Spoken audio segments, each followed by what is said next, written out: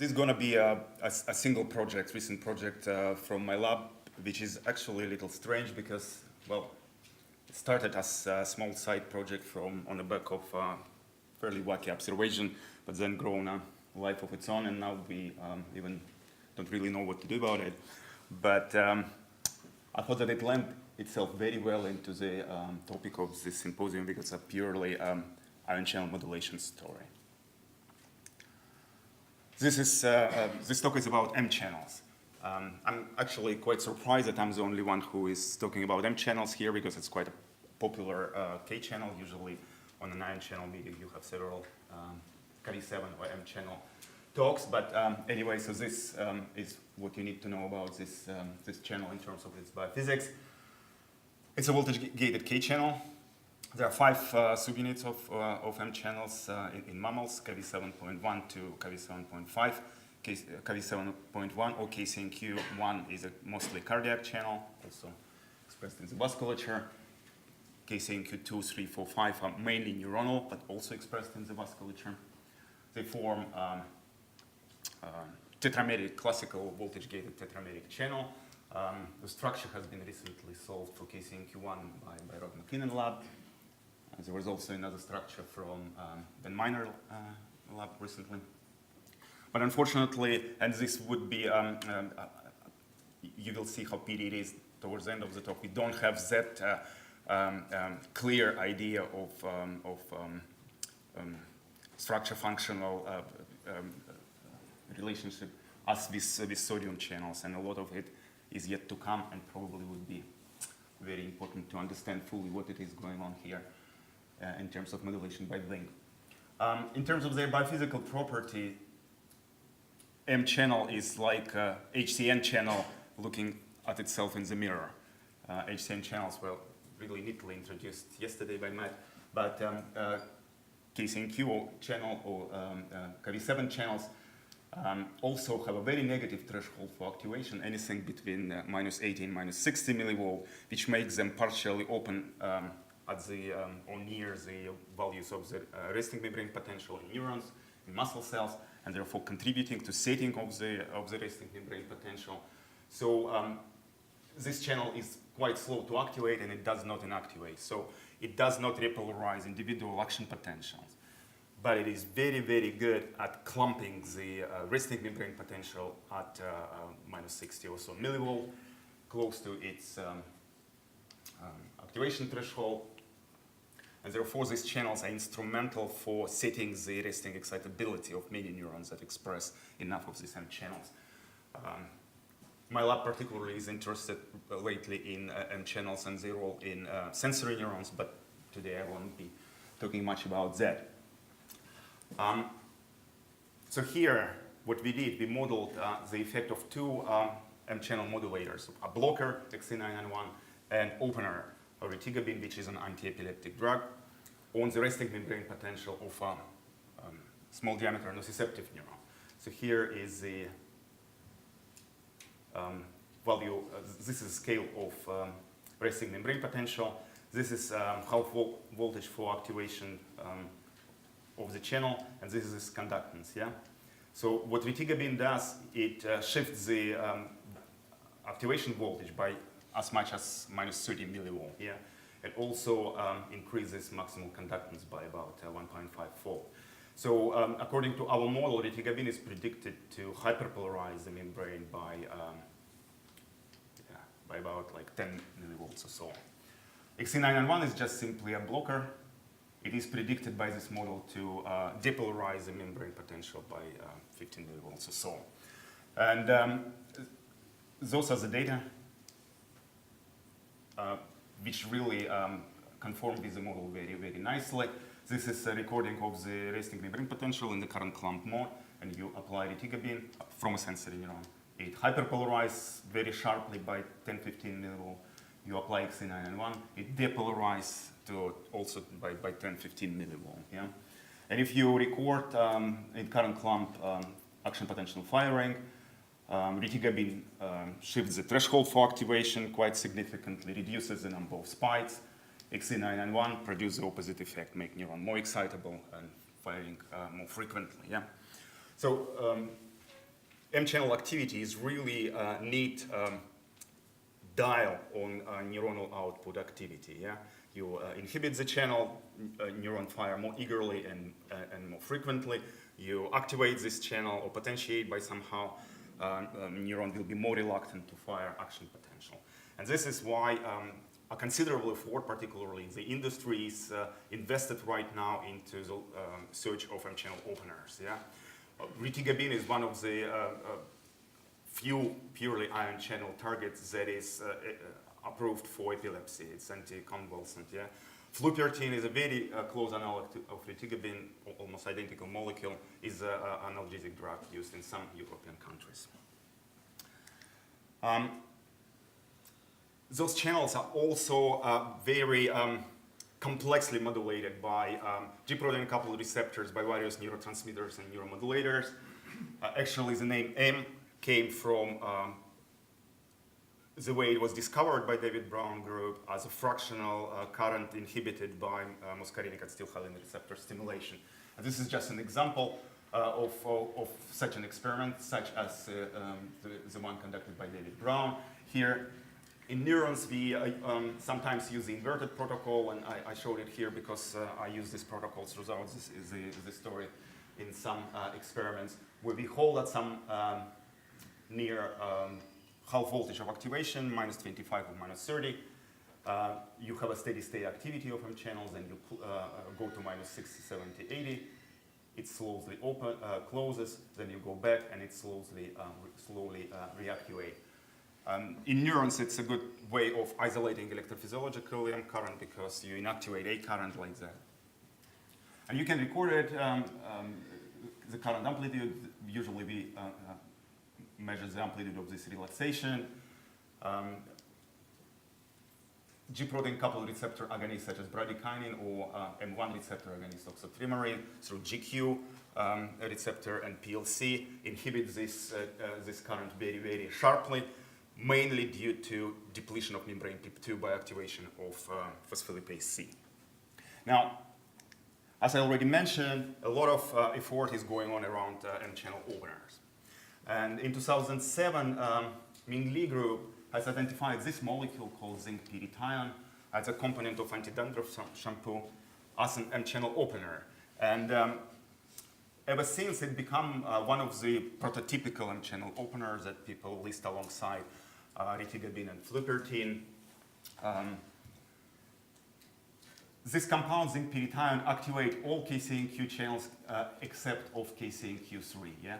KCNQ1, 2, 4, and 5 are potentiated by this drug, but KCNQ3 is not. And this will come as an important point later in the talk.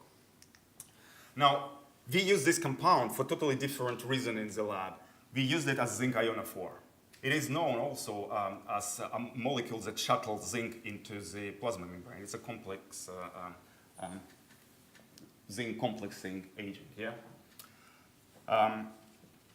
There are a number of other zinc ionophore available, and the fact that zinc pyrithione is potent ionophore triggered the idea to look what other zinc ionophores would do to M-channel activity. Maybe it's not actually a pyrithione, but something else that produces opening activity.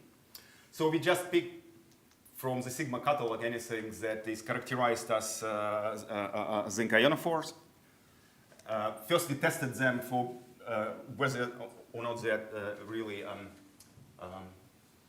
work like such. So this is a zinc imaging experiments where we load cells with zinc-sensitive dye, fluorescein 3. It's like fluoro, but only measures the zinc instead of calcium. Yeah. So all these chemicals, zinc pyrithione and for others, produce very strong elevation of intracellular zinc. Now, when we started to look at the effects of these compounds on M-channel activity, here comes an interesting point. In fact, not only zinc pyrithione, but all of them, completely unrelated compounds, produce very strong potentiation of M-channel activity when you apply during whole cell recording. And with all of them, you keep the ionophore in the perfusion chamber, if you include zinc chelator, T-pen, the effect completely reversed, without further inhibition of the current. So current amplitude goes back to baseline, yeah? So this effect is clearly not due to pyrithion, I think. It is an effect of zinc delivered by the ionophore into the intracellular side of the membrane.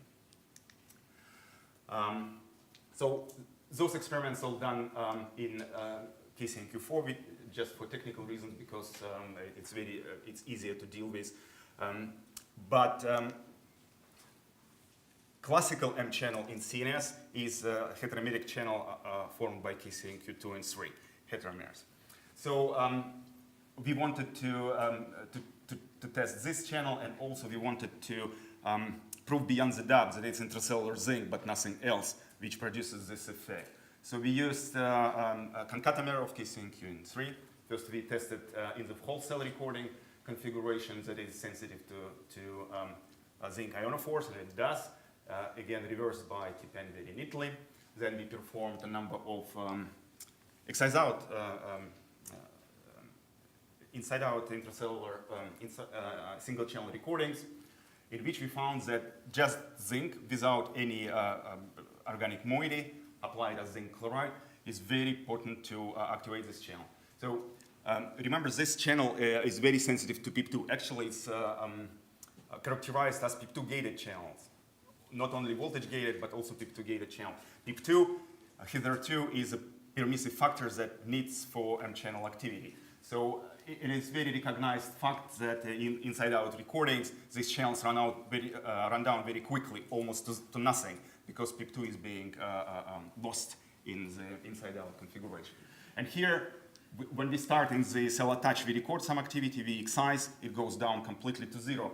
But addition of zinc can completely resurrect this channel to a great surprise of us.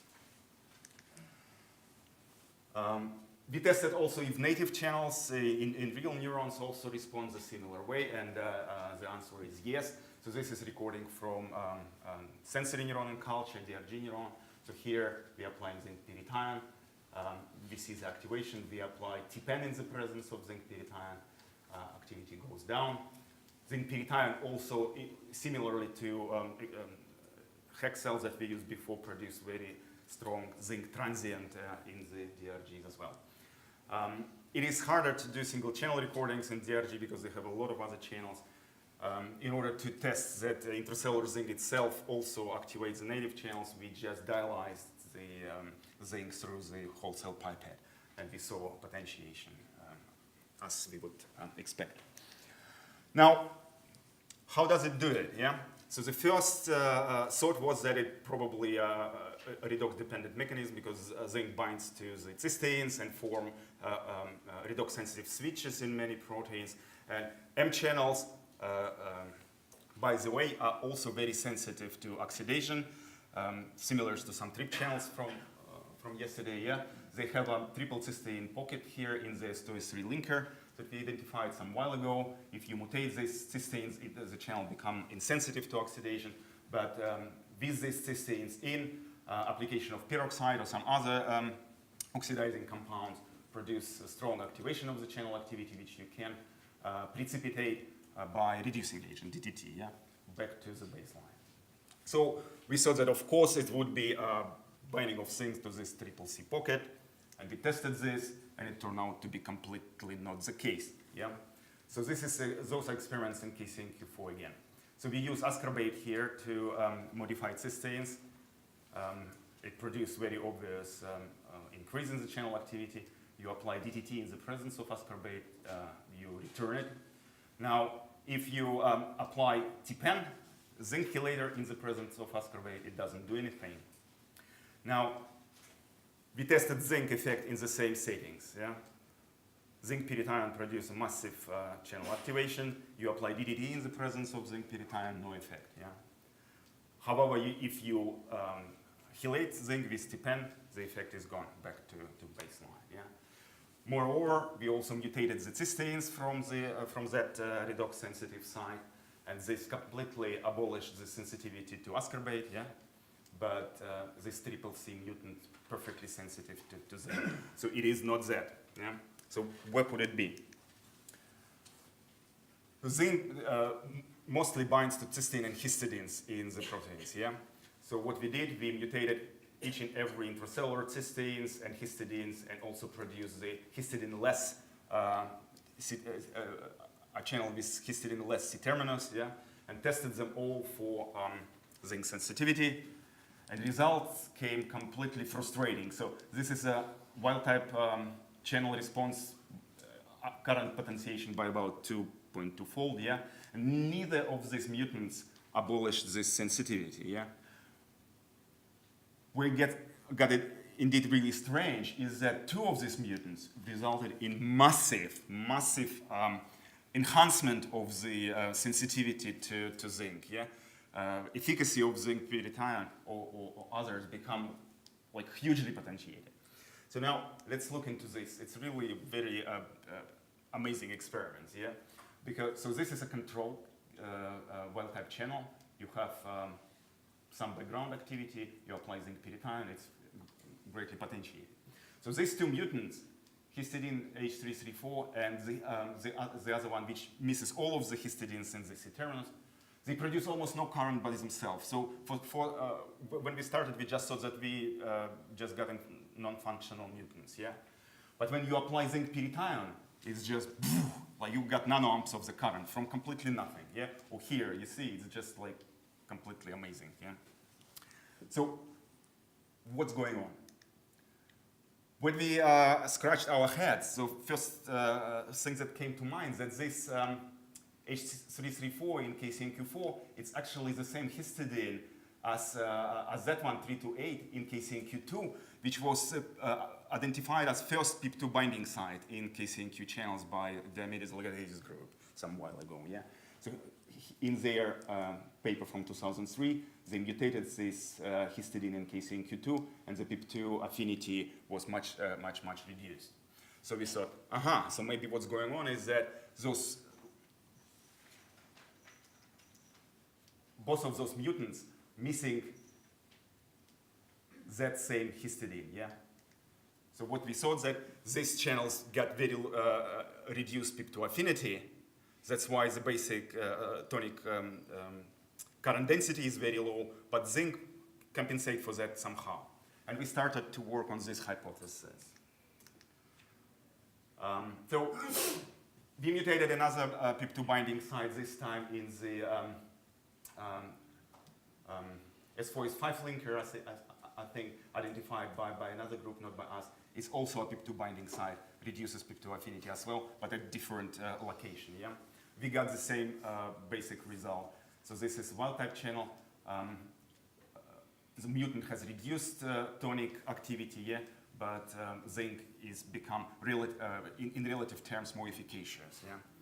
We also played these tonic PIP2 levels by overexpressing PI5 kinase, which makes more PIP2, and try to probe how it pans out, changing the tonic PIP2 levels against changing the PIP2 sensitivity of the channel. And it goes like that. So wild-type channel is potentiated by probably like 2.5-fold by zinc pyrithione. If you overexpress PI5 kinase and make more PIP2, the tonic channel activity goes up. So relative efficacy goes down because zinc pyrithione brings the current to the same maximal level. Yeah? If you take the mutant,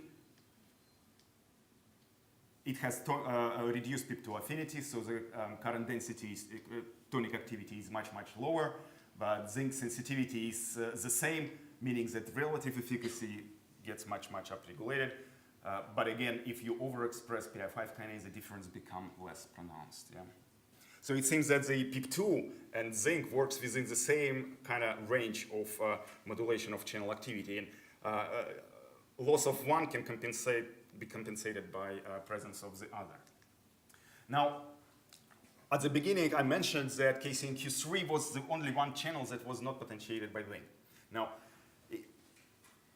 when we thought about it, what come to mind is our earlier single channel work on PIP2 affinity of the KCNQ channels.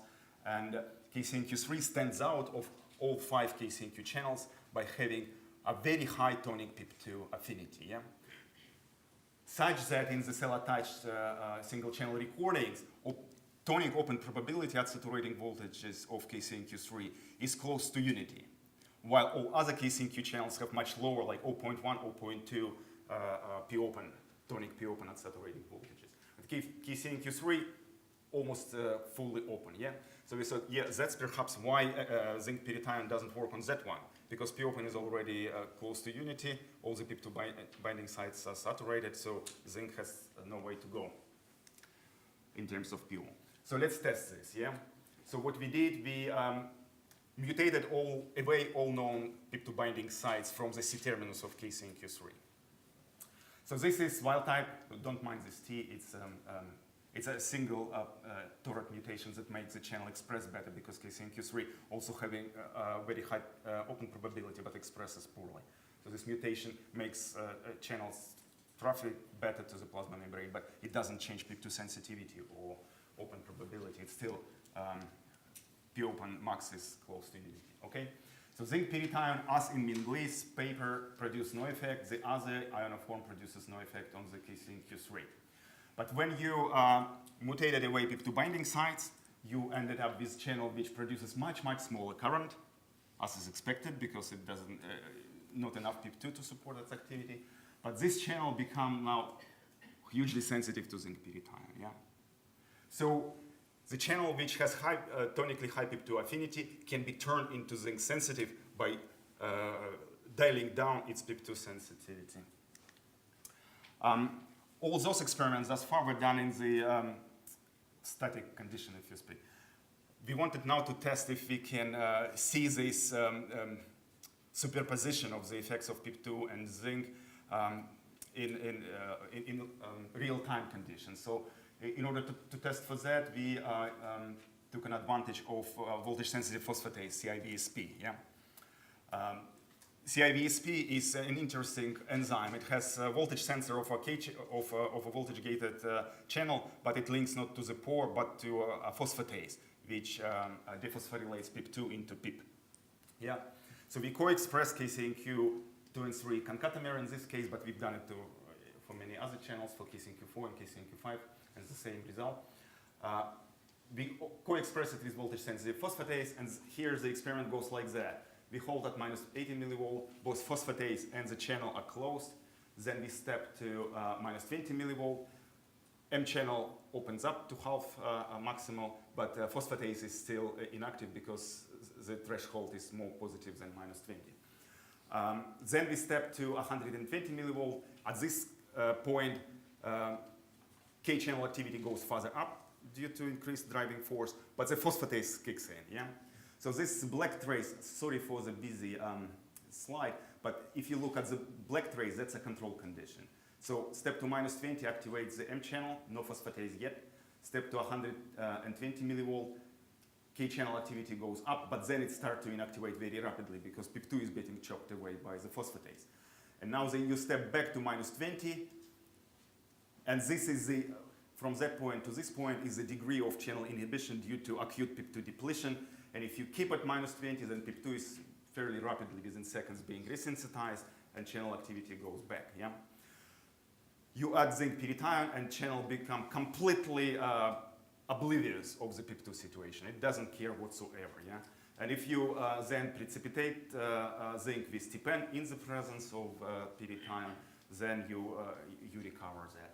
So here we plotted percent of channel inhibition by acute PIP2 depletion with CIVSP. It's something around 60 and 70 to 70%. You apply zinc, and it's completely gone, yeah, and can be returned. Yeah? Now, one concern could be that zinc pyrithione could inhibit CIVSP itself, yeah, but it's not the case. So here we tested it optically. We overexpress the PIP2 sensor, optical PIP2 sensor, pH PLC, pH domain of PLC attached to GFP. It goes to the plasma membrane. When you deplete PIP2, it translocates to the cytosol. You can optically very easily record this. So activation of CIVs by depolarization produce strong translocation in the absence of zinc pyrithion and the same effect in the presence of zinc pyrithion. So we are depleting PIP2, but the channel doesn't care if it in the presence of zinc. Now, going a little bit closer to the physiological situation, sensitivity of M channel to GQ PLC signaling cascade is a very important physiological mechanism of regulation of neuronal excitability. So this is one of the mechanisms of how acetylcholine excites the CNS. Yeah. So we wanted to test if zinc would do what we expected to do to modulation by GQ stimulation, because this modulation is due to PIP2 depletion mostly. Yeah. So here we overexpress M channel together with M1 muscarinic receptor. We apply oxytrimerine. The channel is almost completely inhibited very rapidly. If we preempt this muscarinic stimulation with zinc pyrithion, you see the activatory effect at the first, and then in the presence of zinc, you apply oxytrimerine, almost no effect. Yeah. So very interesting. In the presence of zinc, channel is completely ignorant about the PIP2 and about all the modulation that comes through the PIP2 depletion. Yeah. So I here summarize what we found so far. For KCNQ4 and other old KCNQ channels that are not KCNQ3, which has low tonic open probability and probably low tonic occupancy of PIP2 binding sites, when you apply zinc, you can basically crank up PO all the way to the unity, no matter whether or not there is a PIP2 around. Yeah. For KCNQ3, the situation is different. It has very high PIP2 affinity, so occupancy of PIP2 binding sites are high. Open probability tonic is also very high, so zinc goes up, nothing happened. Yeah. However, you can dial down the PIP2 sensitivity of KCNQ3, and in this situation, it becomes perfectly zinc regulatable channel. Yeah? So now, we still didn't pinpoint the binding site. Interestingly though, PIP2 binding site is also something of an enigma and something of like a wacky issue, yeah?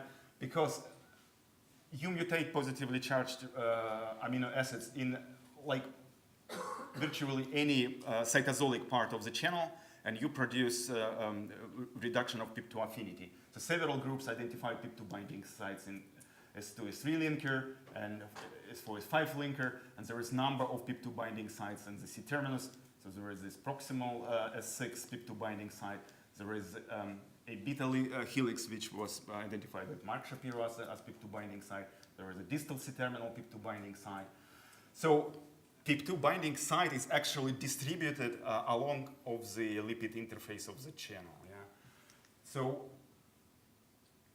our phenomenological idea of what might be going on with zinc is that depletion of PIP2 destabilizes lipid interface of the channel somehow. Yeah, we graphically just depicted it as C-terminus just falling back into the cytosol, but zinc is able somehow to glue it back to the membrane. Yeah, so that's give or take. It's our phenomenological explanation. We don't have that clear structural information about that, but we'd love to have a structure with the lipid to be better informed and to go from this. Yeah. Now, physiological importance. Yeah. It's micromolar zinc that we were using, and actually cytosolic zinc is much lower than that. It's nanomolar. Yeah.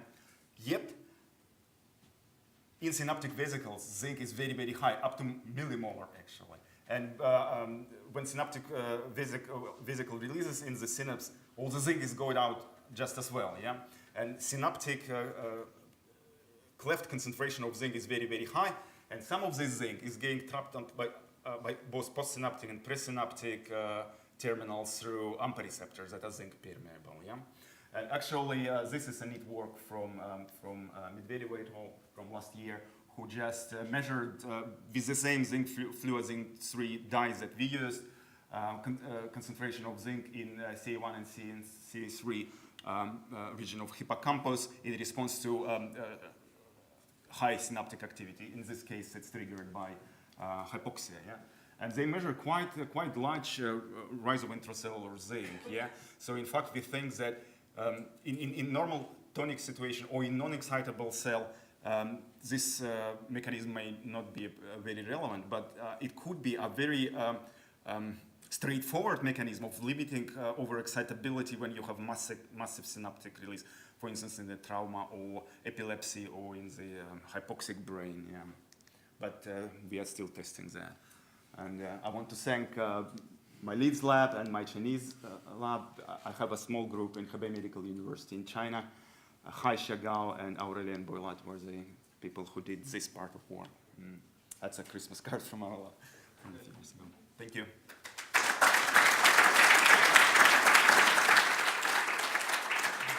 And I have to just say that with great sadness, I have to also say that Chris Pierce, a collaborator and friend who also took part in this study, is no longer with us, but rest in peace.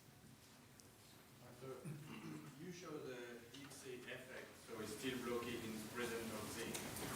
Do you think that you did not show IC50? Do you have a shift of the pharmacology or presence of zinc? I'm thinking about drug discovery because we sometimes have, as you say, rundown, even in both cell configuration. So it's quite shift the zinc in your internal solution. Well, think about it like that. Although we didn't test anything, what you are suggesting, but in the presence of zinc, you maximize the open probability to unity. Yeah? So anything that works like that would not have any room to work. But the drugs that change voltage dependence, they would still expect it to work. Yeah, but we didn't test that. So in the physiological condition, this channel heteromerizes. The experiments in the overexpression is using just one subtype. Can you comment on the possible effect on heteromers? Well, actually, at least half of these slides I used KCNQ2, KCNQ3 concatemer. So this is heteromeric channel just for that reason, to get to more physiological subunit composition. Yes, 2 and 3. Well, KCNQ3 has open probability of near unity, but 2 and 3, as expected, has open probability of 0.2, 0.3. That's why with those channels we have 2-3-fold increase. So yeah. in this case, if you repath, can you do a dose response if you can work in a physiological Yeah, well, we wanted to do a proper pharmacology on that. Didn't quite figure out how to do it properly because with ionophore, it's not quantitative. Yeah, you apply 10 micromole of your ionophore, but it doesn't actually necessarily translate into 10 micromole of zinc. So we didn't want to do it this way. Just zinc chloride. Yeah, zinc chloride it have to do in single channels. Yeah, we still have to do it. It's a bit of a hard work, but we'll do it. Okay, well, I think we'll thank all of the speakers from this morning's session.